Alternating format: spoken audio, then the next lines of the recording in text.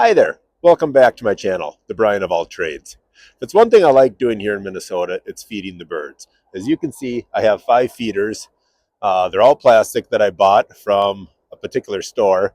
But what I like to do is I like to put a frame around them on the bottom that catches the seed so it doesn't necessarily just fall on the ground all the time. Keeps more of it up here where the birds generally like to eat.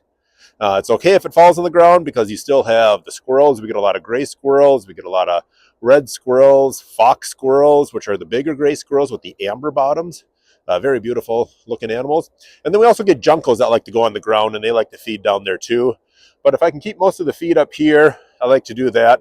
So what I built was an 18 by 18 frame, and underneath it has a screen. And what that allows for snow and rain. When the snow melts, it can go through. It just keeps things a lot cleaner, and it helps preserve and keep more of the feed up here for the birds so it doesn't get lost on the ground after a while. Now, as you can see, you're probably asking, why do you have so many feeders? Why are they all looking like little houses or general stores? I modeled this after Dakota City. Dakota City is located on the Dakota County Fairgrounds. They have numerous old buildings on there, and it looks like a nice little town, actually. So that's why I bought various ones. With the newest one as being the atrium over here. But I built these around there, and I think they do save a lot, and they keep the birds coming back more and more. Another thing I like to do as well, as you can see over here, I have suet. I simply took a screw and a washer, screwed it right onto the wood, and then the woodpeckers love to eat those, and we get numerous woodpeckers out here, which is a fun thing to see. So let's go inside the garage. I'll show you how we made these.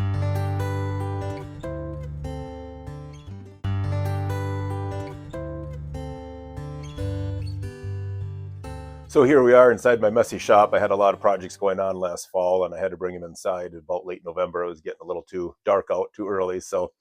But what I ended up picking up was a piece of 1x2, and that's all I use for the boxes around the outside. It's a piece of cedar, and I like using cedar for certain outside projects simply because it has a natural rot-resistant material within it. You still have to treat it. You still have to protect it like you would any wood, but it lasts a lot longer outside, especially when you're out in the elements like these bird feeder boxes too.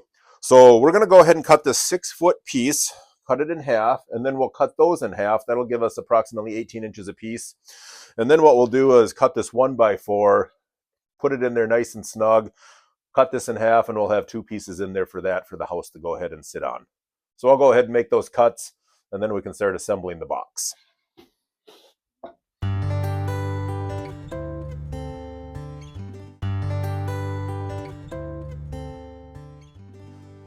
Another quick thing you might want to take a look at are make sure the ends are pretty good. They're not splintered. I already did that, but sometimes it's good just to clean off the ends. It gives it a nice hard finish instead of some of the factory cuts that were done months and months ago.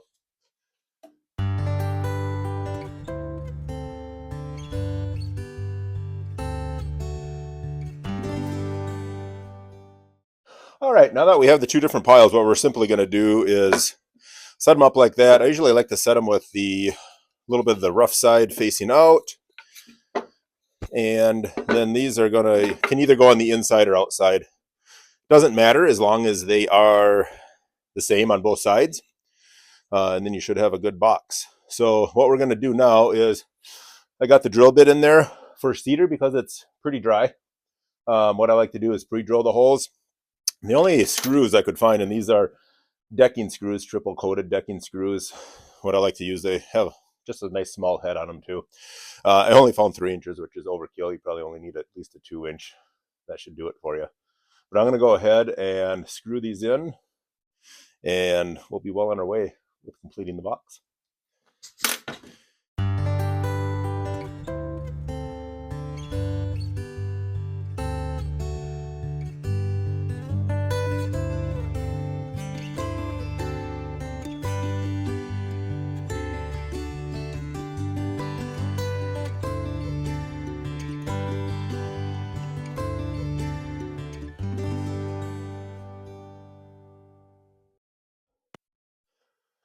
All right, a couple tips when working with the wood too. As you noticed, I obviously pre-drilled the holes. I did not over tighten these. You don't need to over tighten them. Makes it nice and snug.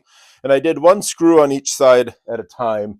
And that allows you to adjust it if you need to make some adjustments. Because sometimes when you do two at a time, it might fall out of alignment when you go to drill that second hole. So it's easy enough to change the bit, and you can continue on your project, and looking pretty good so far. So now what I'm going to do is I'm going to take our 1x4 that we have, again, cedar, and you can buy these only in 3-foot length. I think this cost me like less than $3 for the 1x2. The 1x4 I think was just over $3. That's all I needed was that 3-foot piece. I do have extra scrap of other stuff, but I didn't really need any extra laying around, so just bought what we needed for the project. I will probably go ahead and clean up the ends real quick, not to take off too much because we'll need most of this, and then we'll measure it. So again, to measure it, to make sure it's a nice snug fit, instead of, you could measure the inside width of this. I'm simply just going to place it inside and then mark it on the piece of wood itself on where we want that cut to be.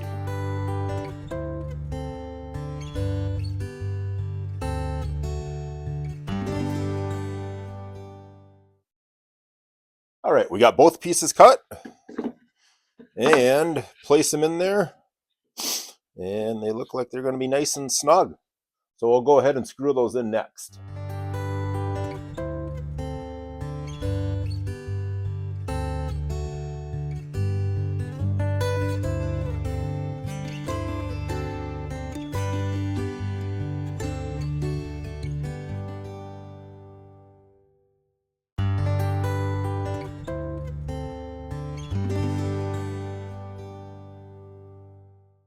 We got the box made. Now we're going to take it inside, put a little linseed oil on it, and then we'll bring it back outside. And on the back side, because everything is smooth, this is the way we had it laid down, we'll go ahead and put and staple down the screen. We had to move this part of the project inside because it's 15 degrees outside. So again, apologize for the messy workbench down here. It's kind of a makeshift one I put up last year so I could do some projects. One project that I completed, I'll show you how to do, was the restoration of a single cylinder motor and kind of just transformed it into a little lamp, but it was a lot of the cleanup and the work that went behind that. Another video that I plan on doing was completing painting on a moose antler. I've done one before, and I decided, well, I'm going to stop doing this one, and then I'll start recording it. So if you're interested in either one of those projects, be sure to continue, stay tuned on my channel, and look for those. Right now we have the linseed oil. Linseed oil, I used this before. It's a great product. Teak oil is probably one and the same. I think there's tung oil out there too, T-U-N-G. But it is a great oil. I used it on a Marlin 22 that I have that's over 50 years old. Sanded off the old finish, which didn't take long. Put a new stain on there, and then I put the linseed oil on there. And I didn't even have to. It was really smooth. You can use like a 000 steel wool in between, but I didn't even really have to do that either. It was a great product. A nice thing about linseed oil, if you do it on, again, something nice like gun stock or furniture, if you happen to scratch or do something with it, all you have to do is apply more linseed oil on it. You don't have to refinish the whole thing. So, and it's, again, it penetrates the wood greatly. You should just use it on raw wood if you can, or sand down the product or the project that you're doing. So that's what I wanted to try. You can use it for outside applications as well. Lawn furniture, cedar wood furniture, things of that nature too. So we're going to go ahead, and what I'm going to do is I'm going to pour it in a little container like this. A lot of times you can just use your fingers or put gloves on if you wanted to. Take a rag, rub it in. However, this is, as I pointed out earlier, it's a little bit of a coarse wood. Rough sawn, I guess, on one side, smooth on the other. So I didn't want to get slivers. So I am going to go ahead and use a brush. So I'm going to go ahead and pour this in there, and we'll start applying it.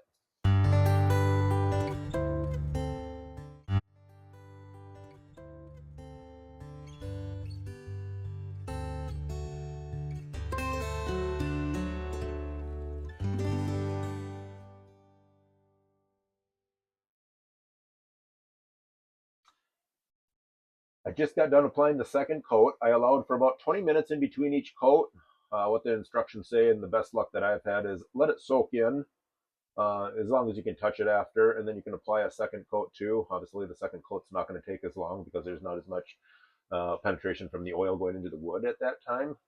But don't overdo it with this as either. Otherwise, it just kind of gets gummy. So more is not better in this case. Just apply what you need, wipe off what you don't. That's why some of the finer woodworking, gun stocking and stuff like that, you'll sit there and rub it in and then kind of just keep moving. And usually by the time you're done with one end, the other end is already dry. So got that done. We'll let it dry a little bit longer, and then we'll take it back outside, put the screen on the bottom, put the birdhouse on, and go assemble it out in the yard. So I decided this part of the project was easy enough just to do inside as well. We got the linseed oil that's almost dry. And I also have the aluminum screen. I did buy 36 by 84. And I think I did about 4 of these boxes out there, so you can get quite a few for, I think this was $8. There's other screen out there too. I think it's pet resistant and some other stuff. I found aluminum, obviously is not going to rust or anything out there. Very durable, and it was cheaper than the other pet resistant ones as well. So I went ahead with the aluminum. I did cut a piece already. I used tin snips, aviation snips, whatever you have laying around. It's pretty easy material to cut. And then the only other thing I'm going to use for this part of the project is just a simple stapler. What I like to do is I will end up folding to make a seam. So I will just fold over 1/2 inch, 3/4 of an inch piece. And that'll allow your staple to go through both sides so it doesn't unravel. And so that puts a pretty nice seam in there. And then I will go and do the same on another one. And then once we have these two stapled down, the one thing that is easy to do is just go ahead and once you get near the corner, give yourself room, and then you can start seeing what exactly you need, cut off excess, fold that in, and go from there. So we have a 90-degree right there, and what I think I'll do is just start in this corner, make sure everything is still going to work. There's plenty of room on both sides, which there is.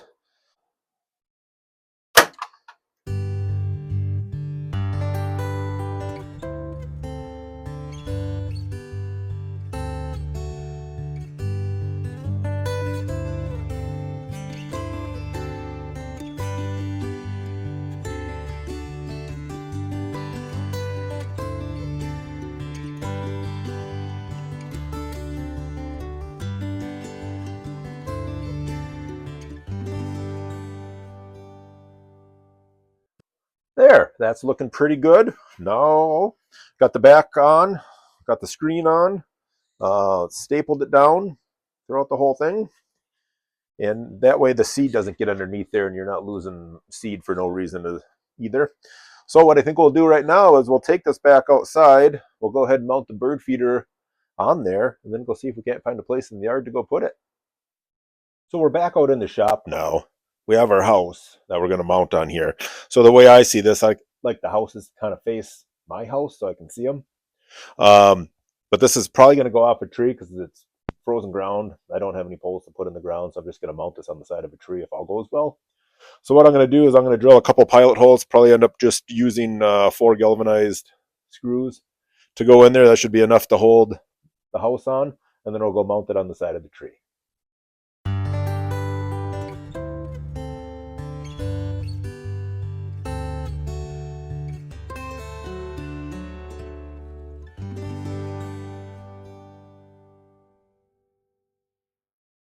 All right, we got the house firmly mounted on there. Now we're going to take it outside and go mount it to the tree.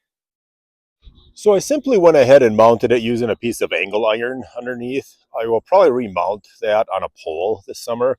And again, all the other poles I used were threaded black pipe.